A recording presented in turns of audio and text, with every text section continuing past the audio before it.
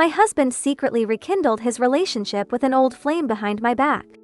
Our son knew but chose to help his father keep it from me. They communicated in cryptic codes, mocking me right to my face.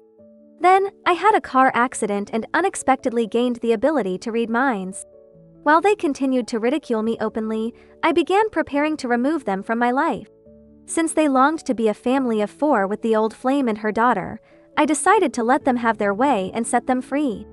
Chapter 1. A month ago, I had an unfortunate car accident. The driver, for some inexplicable reason, ignored the spacious 6-lane road and instead crossed the green belt to hit me as I was leisurely walking on the sidewalk. Talk about bad luck. The accident resulted in a severe concussion and a shattered lower leg. Since it happened on my way home from work, my company graciously gave me a 3-month leave and covered my medical expenses. I spent over a month in the hospital. My husband, being busy with work, and my son, who was in high school, meant I had to hire a nurse to take care of me. Today was my discharge day. My husband had promised to pick me up. But in the morning, he called to say an important client from abroad had suddenly arrived, and he had to meet them, so I should take a cab home. I'm not one to make a fuss. If he had important business, I wouldn't create unnecessary trouble. Even though I still couldn't walk on my right leg and had to use crutches, I told him, "You go ahead. I'll pay extra to have the nurse take me home." When I got home, I was shocked. I had expected the house to be a mess after being in the hospital for so long. I was ready to call a cleaning service, but when I opened the door, the house was spotless and smelled faintly of gardenias. It was eerie. Normally, if I was away for just 2 or 3 days, the house would be a mess. Especially the coffee table in front of the sofa, which would be piled high with takeout boxes and drink bottles. I guessed they must have cleaned up in advance, knowing I was coming home. I had to admit, it was quite considerate of them. Chapter 2. The clock pointed to 9 in the evening. Since cooking was difficult with my injured leg, I nibbled on some biscuits but was still starving, so I ordered a slightly spicy noodle dish. The hospital food had been so bland, I was desperate for some flavor. I called my husband and son several times, but neither answered, which made me a bit anxious. By this time, my son's evening study session should have ended, and he should have been home. Half an hour later, just as I opened the package of noodles, the smart lock on the door clicked open. My husband, David, and my son, Jake, walked in. Jake dashed straight to the bathroom. David placed his briefcase on the foyer cabinet and changed his shoes, saying, "Honey, I'm sorry. Today's client was extremely important. They came all the way from the Middle East. Signing this deal will get me a significant bonus." I reassured him. "It's fine. You were busy. I just have limited mobility, but now I'm home." Just then, a voice seemed to float in from nowhere. "That little minx wore me out. My back and knees are killing me. I need 2 bottles of herbal tonic." I thought David was watching a short video and didn't pay much attention. He walked over and saw my noodles, frowning. "You're still recovering. How can you eat this junk food? Let me make you something else." He reached for my noodles, but I held on tightly. I looked up at him pleadingly. "Just a bite, please. The hospital food was so bland, I can't stand it anymore." As our eyes met, another voice echoed in my mind. "Of all things, she eats this stinky noodle dish. The smell will make Monica nauseous again. Such a waste of the gardenia scent she sprayed. What did you say?" I was stunned. His eyes were gentle, his voice affectionate. "What's this? Are you hard of hearing already, or is it the concussion? Wait a minute, I'll make you some beef noodles. We have some braised beef in the fridge." He took my noodles and dumped them into the kitchen garbage disposal. Once he left my sight, the strange voice vanished. I was left in a daze. I couldn't tell if it was a hallucination or if there was something wrong with my brain. Just then, the toilet flushed. Jake came out of the bathroom. Chapter 3. I was still reeling from the earlier thoughts and just stared blankly at Jake. As soon as he looked at me, the strange voice echoed in my mind again. Why is she back from the hospital already? My good days are over. Ugh. Just thinking about her nagging and pushing me to take all those extra classes gives me a headache. When will Dad divorce her so she can leave for good and he can marry Aunt Monica? Aunt Monica is so much nicer. Jake, what are you talking about? My voice trembled, unable to believe those words came from my usually obedient son. What's she up to now? I didn't say a word. What's her problem? Did I make my disgust too obvious? This time, I clearly saw his lips were tightly shut. He hadn't said anything. Can I read people's minds? The thought made my hands and feet go numb with shock. My reaction must have been too strange because Jake walked over. His expression shifted quickly to one of guilt, and he said, "Mom, are you upset I didn't visit you in the hospital? You know I'm swamped with schoolwork now that I'm in sophomore year. I have all those weekend classes you arranged. I just couldn't find the time." My mind was still in a fog. Jake sat beside me, putting an arm around my shoulder. "Mom, I missed you so much while you were in the hospital.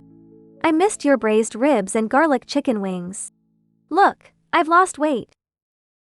He pouted, just like he always did when he wanted to be pampered. My mouth felt bitter, and I sat there stiffly. Chapter 4.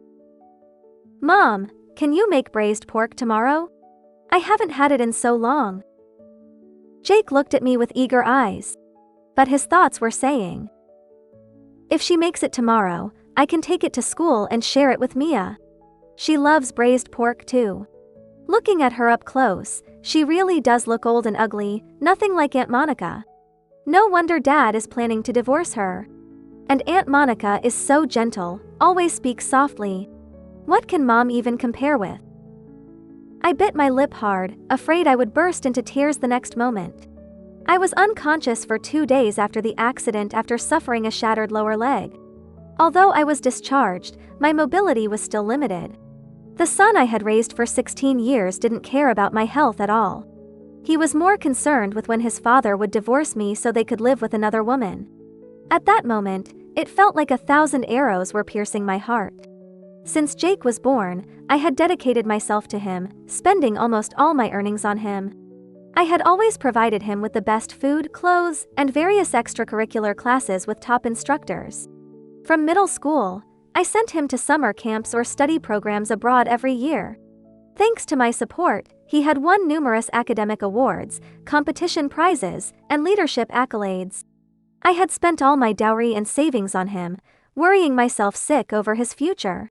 I didn't expect him to love or be devoted to me, but at the very least, he should show some respect. But all he cared about was that I looked old and ugly. If I had spent the money on myself instead of him, would I even be in this position? Jake saw I wasn't responding and assumed I agreed. Mom, it's settled then. Make it in the morning and have it delivered to the school gate by a courier. He got up and walked to his room. Jake! I called out. He turned to look at me. His thoughts were impatient. Can she just stop? Her constant nagging drives me crazy. Doesn't she know how annoying she is? But he said, Mom, I have to get up early for school tomorrow. I'm going to bed now. He still appeared as obedient as ever. My eyes stung with unshed tears, and my body trembled. I forced a smile and said, All right, don't stay up till late studying. Your health is important. Jake's mouth twitched. Has the accident made her brain worse? She's acting weird. Okay, Mom. Good night. He closed his bedroom door. My heart sank as the door clicked shut. Chapter 5. I couldn't describe my feelings at that moment. Shock, fear, sadness, anger, and more. David was still busy in the kitchen. I grabbed my crutches and limped back to the bedroom. The bedding had been changed to a new set, a lavender one I had bought but never used. The room smelled of gardenias just like the living room. The sweet, cloying scent made me feel nauseous.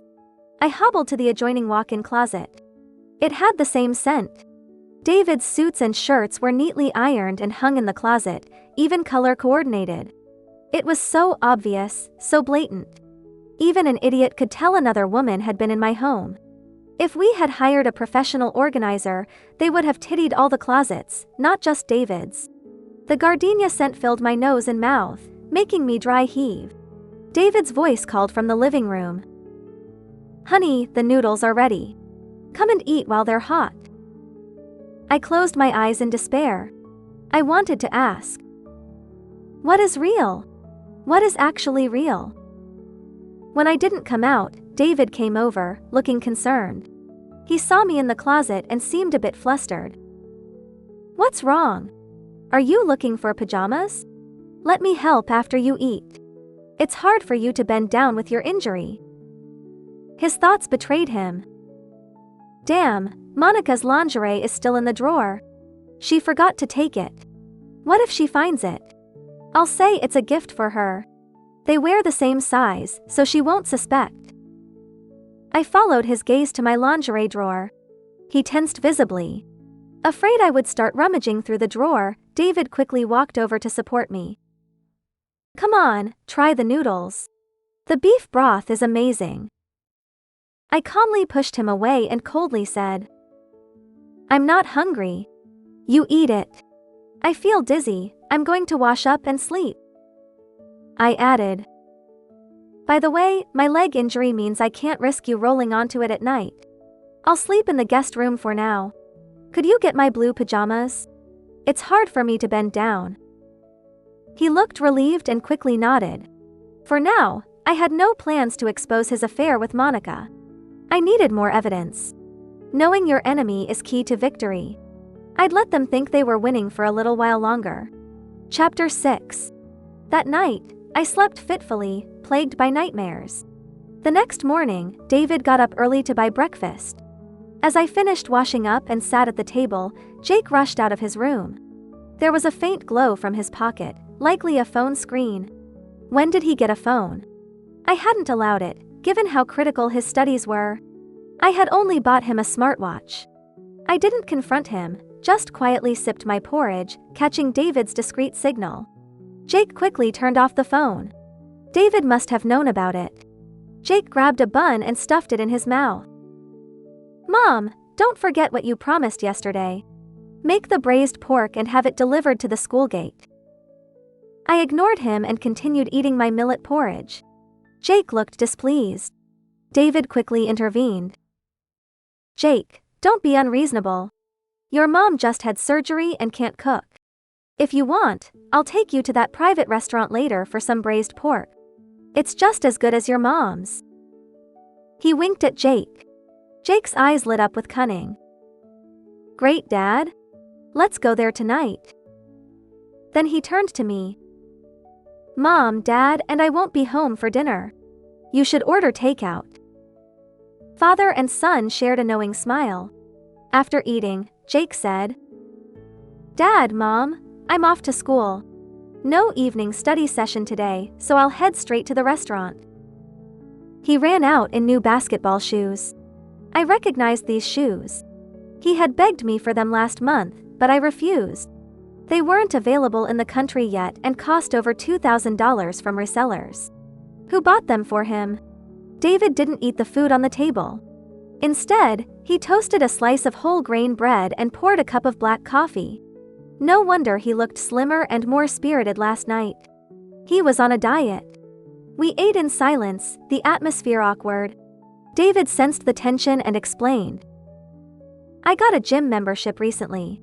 The trainer suggested this diet." Ha! He had time to go to the gym while I was in the hospital with a hired nurse. David realized his mistake and backtracked. "I got the membership before the accident. It's almost expired, so I thought I'd use it."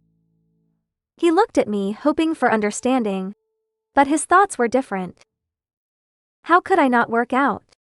I need to keep up with that little minx. She's nothing like you. I took a deep breath and put down my chopsticks. Any more food, and I would have vomited. Chapter 7. After David left for work, the house fell silent. I sat on the couch, lost in thought. Reflecting on over 10 years of marriage, my heart ached.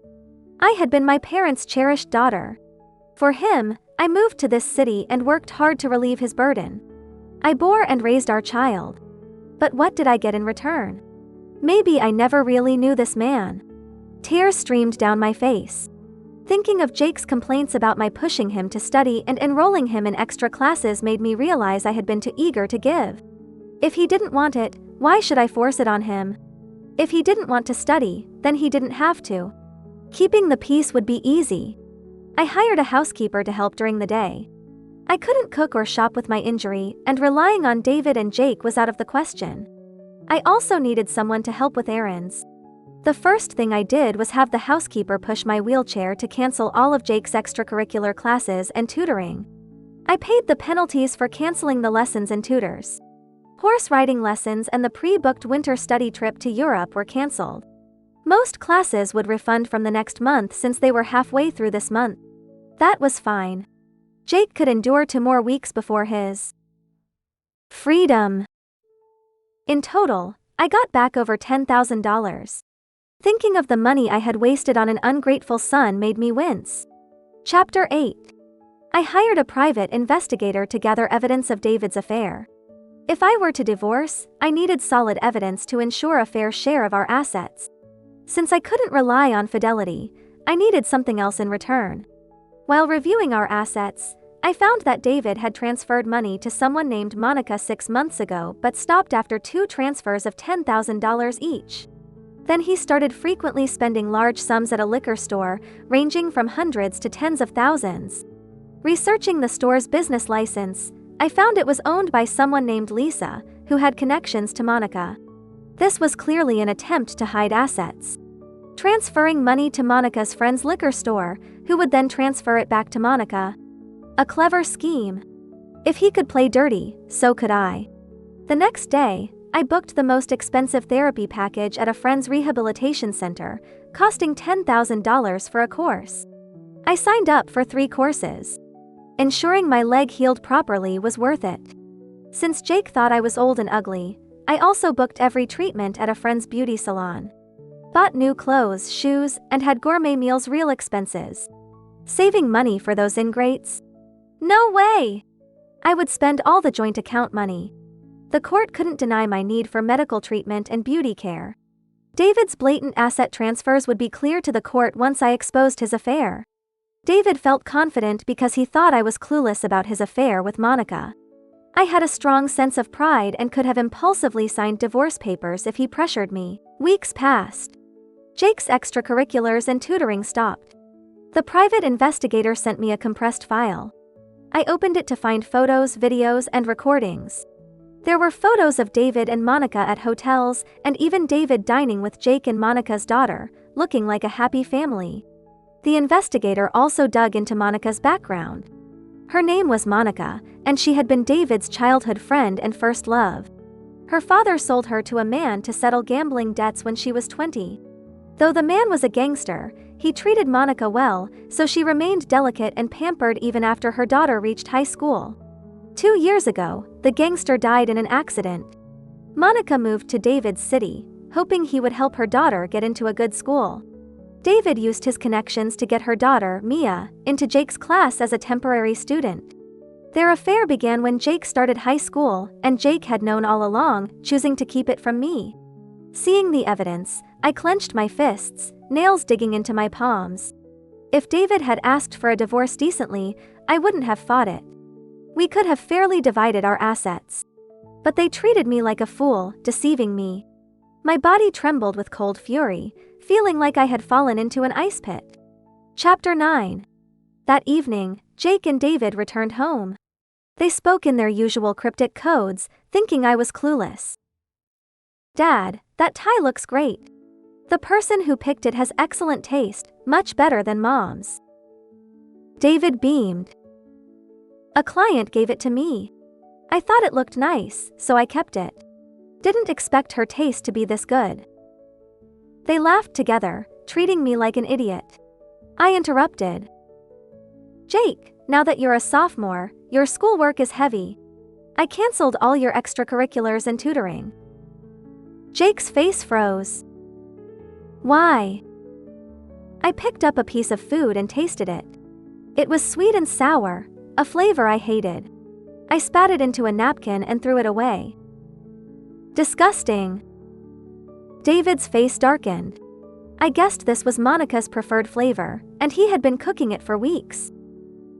I won't manage Jake's schoolwork anymore. You're a college graduate, more capable than I am. From now on, his studies are your responsibility. Jake looked delighted. Dad went to a top university. He's better than any tutor. Dad, please agree. But David immediately refused. You're being ridiculous. Jake has a year before college exams.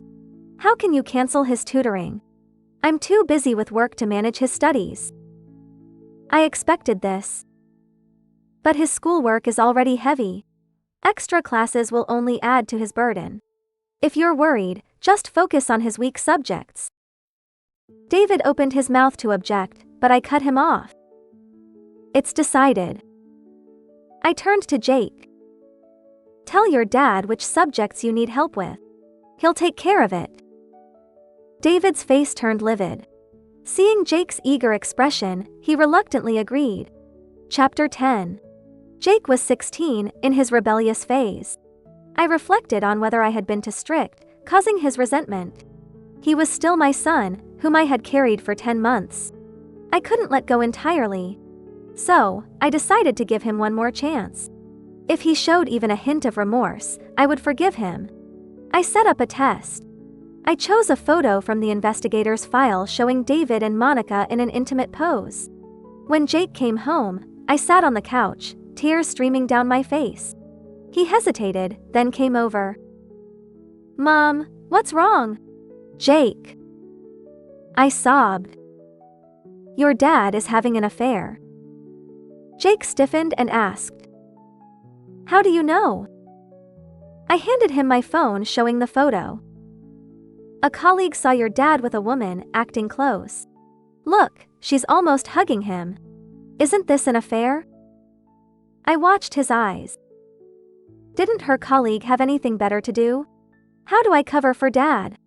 Monica bought me shoes and a phone. I promised to keep her secret, my heart filled with sorrow. A few $1,000s and some shoes were enough to buy his loyalty. He couldn't see the tens of thousands I spent on his education and upbringing. If your dad and I divorce, who will you choose? I asked, suppressing my bitterness. Jake seemed conflicted. Mom, don't overthink. His thoughts were different. Of course, I'd choose Dad. Why would I stay with this old hag? Wake up! My chest ached. Enough. Such a son wasn't worth keeping. I lost all interest in testing him further. Jake tried to explain. That's Aunt Monica, Mia's mom. We were all there. She asked Dad to help choose a gift for her husband. I laughed through my tears. Jake looked panicked. Mom, you're scaring me. I stood up, supporting myself with crutches, and headed to my room. Jake finally looked confused. Mom? What's wrong? His thoughts echoed his confusion. Did she believe me or not?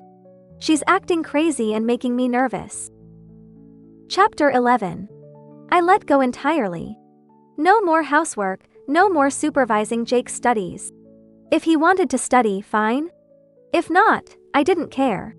He even played with his phone openly, growing bolder as I remained silent. I focused on spending money, getting beauty treatments and physical therapy. Weeks passed. Jake's teacher called to complain about his constant phone use in class and his plummeting grades. I told the teacher. I'm recovering from an injury. Ask his father. I texted her David's number. If Jake ended up at the bottom of his class, I wouldn't care. By mid-autumn, David finally noticed the dwindling joint account. He stormed in, demanding. Where did all the money go? Calmly, I showed him my therapy records. I spent it on my leg. Why, where did your tens of thousands go? Explain that to me. David stammered. I invested it. What project? Show me the contract. I pressed. David's face darkened, but he tried to lie. I had a friend invest it. You wouldn't understand the stock market. Oh. I feigned understanding. So you can invest, but I can't spend on my leg. The doctor said I'd have a permanent limp without therapy. Now I can walk normally. Wasn't it worth it? David was speechless. He couldn't say my leg wasn't worth the money. He muttered. I'm not upset about the money. I'm upset you didn't tell me first. Did you ask me before investing?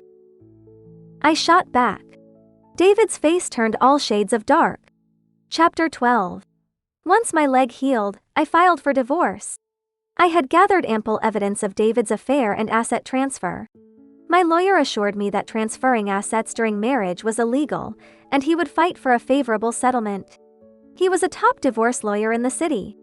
His confidence reassured me. David was stunned when he received the court notice. He had been fantasizing about kicking me out and living happily with Monica. In court, my lawyer presented the evidence of David's affair and financial misconduct. He laid out the facts showing our marriage had irreparably broken down. I refused mediation. When asked if he felt any marital affection, David just looked at me and shook his head. The judge granted the divorce, awarding me 65% of our assets. Jake's custody went to David. I had to pay $350 monthly child support until Jake turned 18. I agreed, as it was only for a year. It was the least I could do for him. After the divorce, I requested a transfer to a new branch office in my parents' city. The company needed managers willing to relocate, and I volunteered, getting an extra $500 monthly allowance. It covered Jake's support. I bought a small house near the office, decorating it just how I liked. I planted flowers and enjoyed my new life. I cut all ties with David and Jake. Jake called a few times, but I ignored it. Friends told me David married Monica 2 months after our divorce and sold our house to buy a large apartment in her name. He handed over his entire salary, keeping only $150 for himself. Jake's allowance depended on Monica's mood. David's life with Monica soured as she pampered her daughter but made Jake do chores. He seemed to accept this arrangement. I wished their little family well, just hoping they wouldn't harm anyone else. Chapter 13. I saw Jake again 3 years later. My assignment ended, and I needed to return to the headquarters but decided to resign. With my savings, I could live comfortably without working. The company wanted to keep me, offering a permanent position at the branch, given its success under my management. I went to dinner with old colleagues. Unexpectedly, Jake was working there, earning money for college. He had barely passed the entrance exam and attended a second-tier university far away. Seeing me, Jake froze, then called out, "Mom, why are you here?"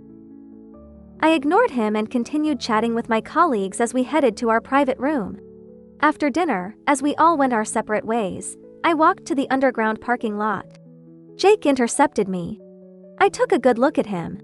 The boyish look was gone, replaced by a young man with stubble and disheveled hair. His eyes were red.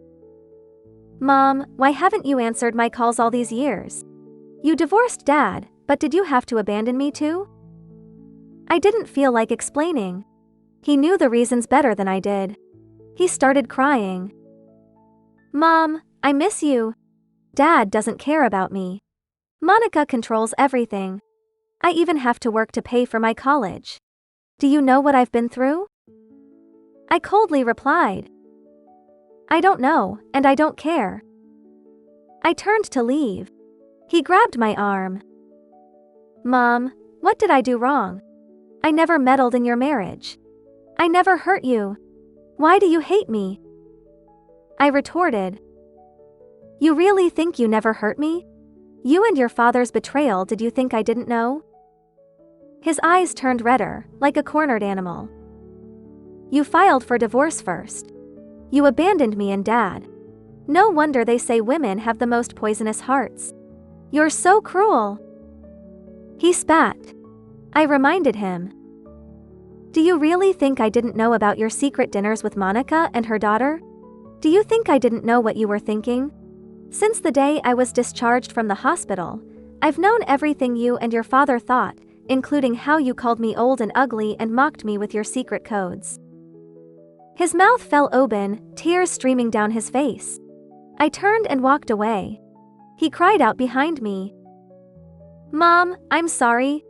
You're the only one who truly loved me. I was a fool to help Dad deceive you." I didn't look back and left. Later, I heard that Jake moved away after graduation and never returned home.